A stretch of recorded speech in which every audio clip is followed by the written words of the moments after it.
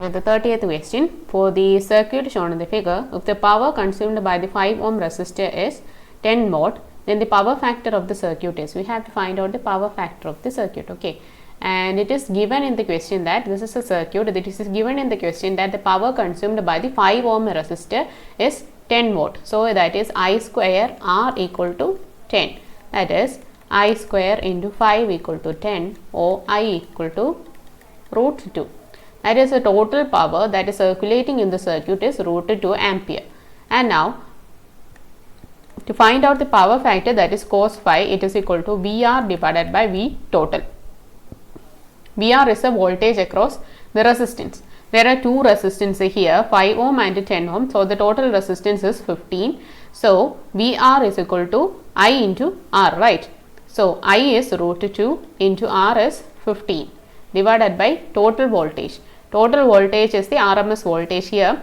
Here the maximum voltage is 50. So the RMS value will be 50 divided by root 2. So it is 50 divided by root 2. And now it will be 15 root 2 into root 2 divided by 50. Or 15 into 4 divided by 50. So this is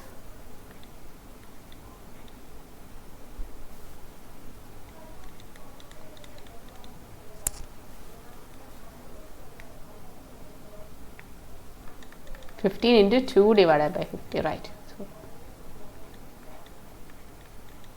that is 3 by 5, or it is 0.6. That is the power factor. Now let's move on to the next question. Thank you.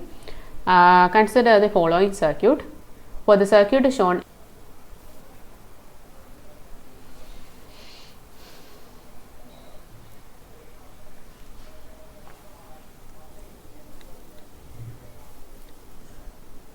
now let's do the next question. Here the power factor of the circuit in the given figure is, I have drawn the circuit over here. So the total current here is 5 ampere. And to find out the power factor, the equation is IR divided by I total. For that we have to find out what is IR, what is the current flowing through our resistance. So I total is actually equal to root of IR square plus IC square. We are not taking IL square because from the question itself 5 ampere current is completely coming over here. That means the inductor is not taking any current. So IL will be 0. So that's why I am not taking it, okay. So IT is equal to, I total is equal to root of IR square plus IC square. IT, it is already given in the question that it is 5, and IR square we don't know, plus IC square is equal to 4 the whole square, right? And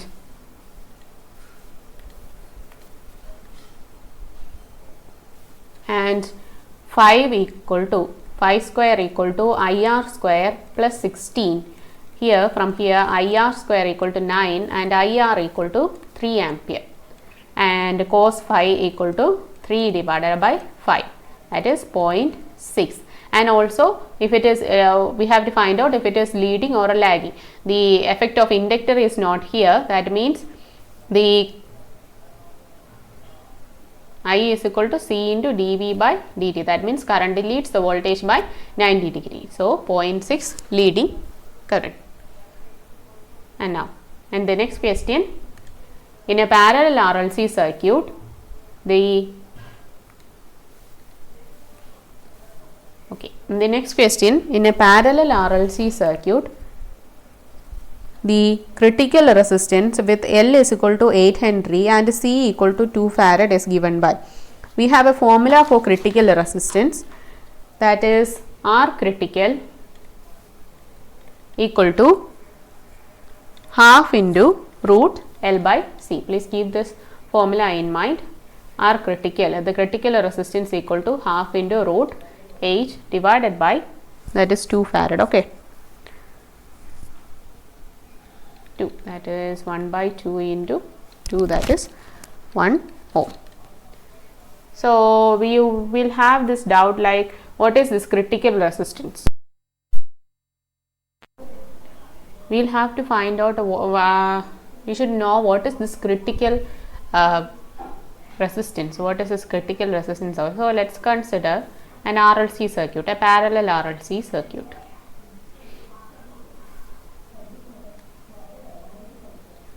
So I have drawn a parallel RLC circuit.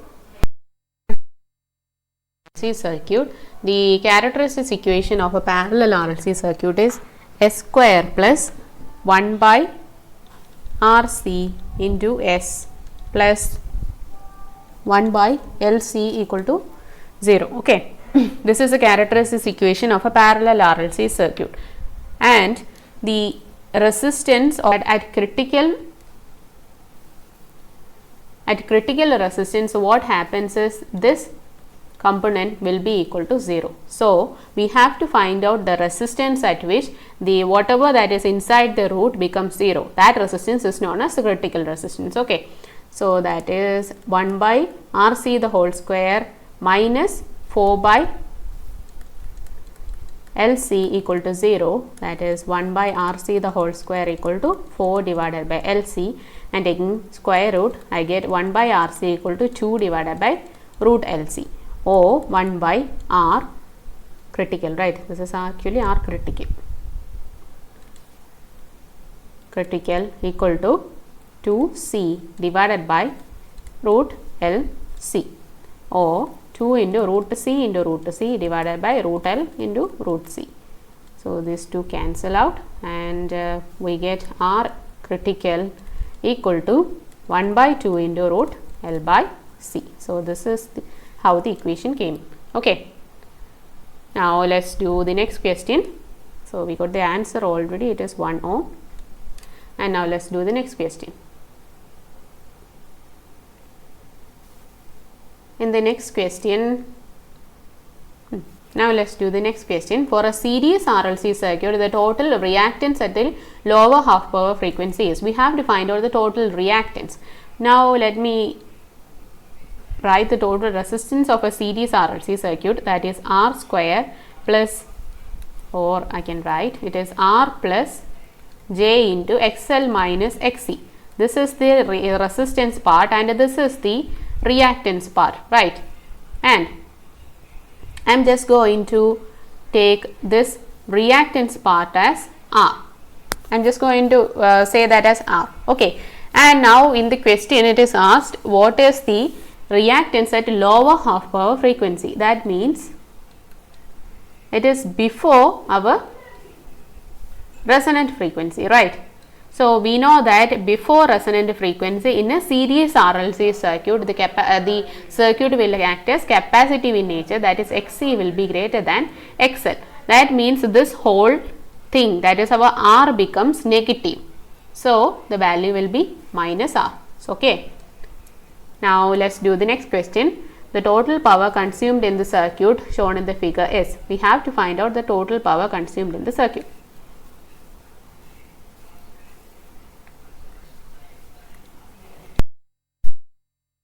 Here we will do the superposition principle. In the superposition principle, I will first of all consider the current source and then I will consider the voltage source. When I am considering the current source, all the other voltage sources should be short circuited and other current sources should be open circuited. So if I am taking this 2 ampere current source only, the other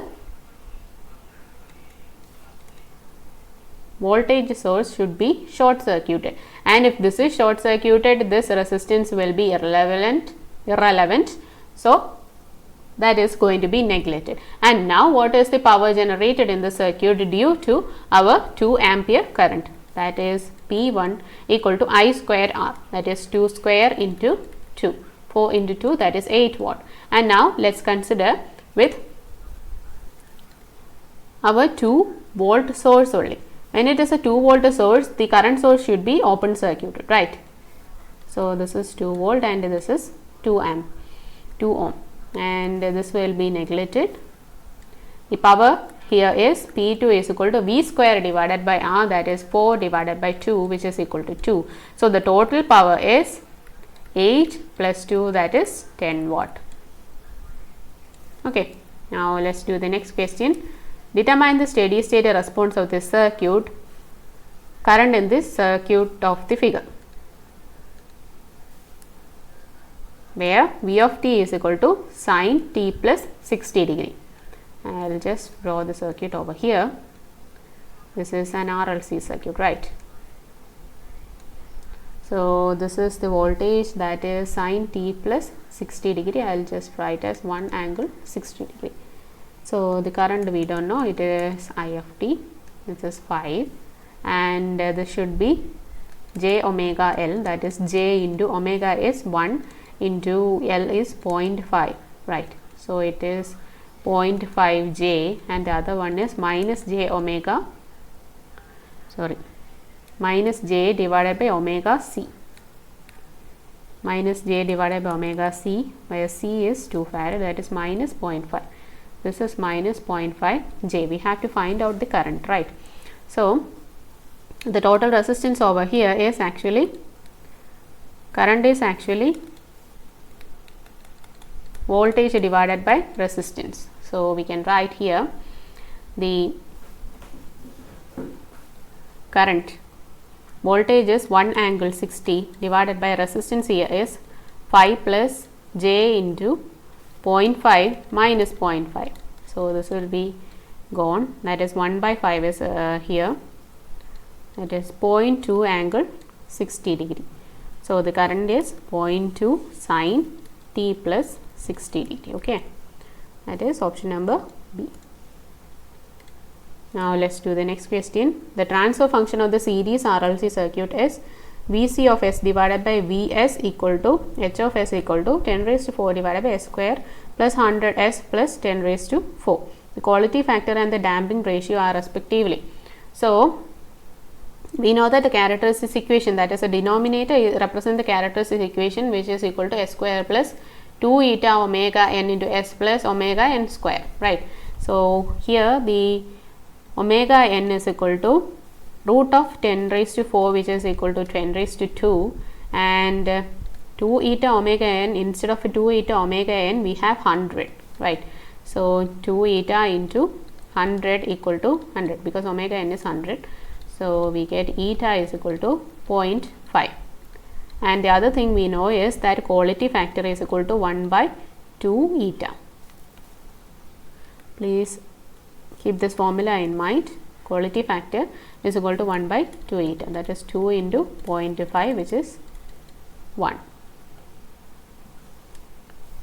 So the quality factor is 1 and the other one is 0.5.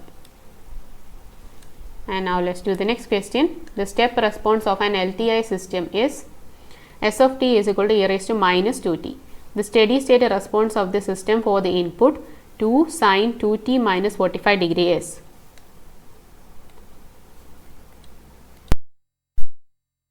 Now the next question, the step response of an LTI system is S of t equal to e raised to minus 2t. The steady state response of the system for the input 2 sine 2t minus 45 degree is. We have to find out the impulse response of the system for this. What it is given in the question is, it is our step response. That is the response of the system when a unit impulse is, or a unit step signal is given to the system.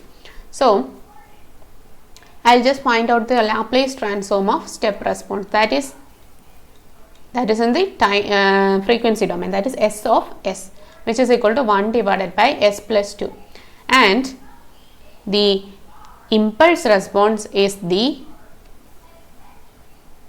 differentiation of step response in the time domain. That is impulse response, let it be h of t is equal to d by dt of s of t.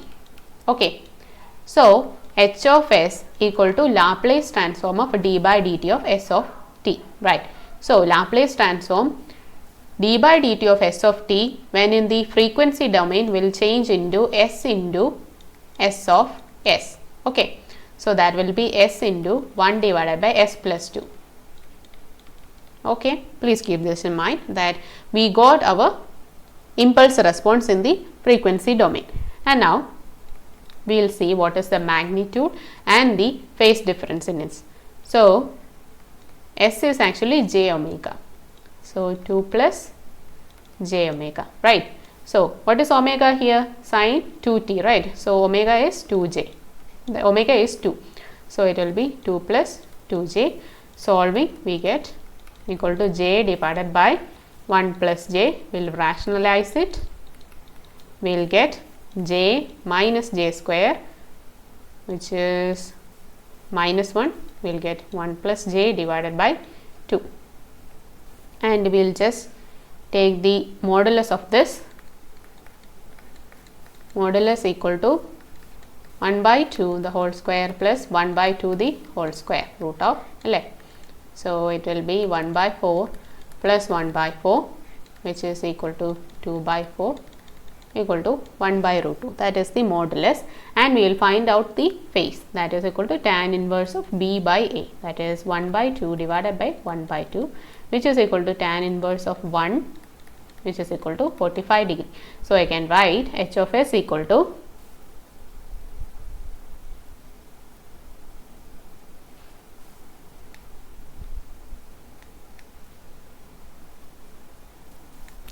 h of s equal to 1 by root 2 angle 45 degree. So this is the impulse response of the system. So whatever the input is given to the system, it will have a change in magnitude by 1 by root 2 and a change in phase by plus 45 degree. And now the input here is 2 sine 2t minus 45 degree, right? So it will have a magnitude change by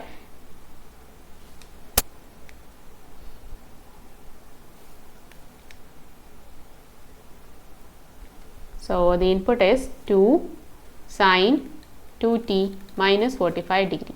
So the magnitude change will be 2 into 1 by root 2 sine 2t minus 45 degree plus 45 degree. Okay. So it will be root 2 sine 2t. Okay. So let's see if there is answer as 38E. Okay. Let's do the next question. In a circuit, the voltage and the current are given by V equal to 10 plus 5j and I equal to 6 plus 4j. The circuit is, we have to find out what is the nature of the circuit. So for that, Z equal to V divided by I. We will find out what is Z. And I am using the angle form here. So it will be, that is polar form, not the rectangular form. So it will be, if the total phase difference is negative, that means the circuit is capacitive in nature. If it is positive, the circuit is inductive in nature. Okay. So we will see 10 plus 5j divided by 6 plus 4j. Instead of 10 plus 5j, we will write root 100 plus 25 angle tan inverse 5 divided by 10 whole divided by, instead of 6 plus 4j, it is root 36 plus 16 angle tan inverse 4 by 6. So it is equal to root 125 angle tan inverse 1 by 2 is 26.56 whole divided by 36 plus 16 equal to root 52 angle tan inverse 4 by 6, right? It is 33.69. So from here we know that the angle will be negative because the numerator angle is lesser than denominator angle. So I can conclude that it is capacitive in nature. Okay. Next question. The poles of the impedance Z of S for the network shown in the figure below will be real and equal if we have to find out the poles of the impedance Z of S for the network shown in the figure below will be real and equal. In the previous so I don't know which question is it. Before we have done a question where it is we learned about critical resistance. In critical resistance only the we know that b square minus 4ac, that is the poles, right, which is equal to 0. That is they are real and equal only when b square minus 4ac equal to 0. So we don't have to solve here, we already know the equation, that is r is equal to 1 by 2 into root L by c. And now let's do the last question. Consider the following circuit. The instantaneous power delivered to 5 ohm resistor at t is equal to 0. We have to find out the instantaneous power at t is equal to 0. So what happens when t is equal to 0? 7 into e raised to minus 0. So it will be 7. So I'll just write it. It is 7. And here it will be 3 cos 0, which is 3. Okay. 3 volt, and this is 5 ohm. And the total voltage is 10. And now the power is equal to v square divided by r. That is v square is 100 divided by 5, which is equal to 20 watt. Okay. With that, we have ended this AC circuit analysis. Now the next will be, we will be doing with a two-port network we will be doing. So thank you for listening this much. I hope you all understood what I am teaching. Thank you.